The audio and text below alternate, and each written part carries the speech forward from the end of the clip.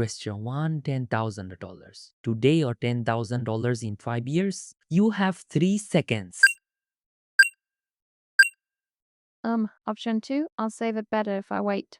Wrong. You just lost $4,000. What? How? 7% interest turns that $10,000 into over $14,000. By waiting, you will lost $4,000. Question 2. In 5 years, is your $10,000 worth the same, more, less? It's a $10,000 bill, so the same? Again wrong. Inflation eats your money. To keep the same value, you must invest. Gotta listen, powerful people never let money sit lazy. Money has a time value. If it's not growing, then it's shrinking. I have a question. If my client is giving me $5,000 now and $5,100 after 6 months, what option is right? In this case, if you can earn more than $100 in 6 months, then you have to take the money now.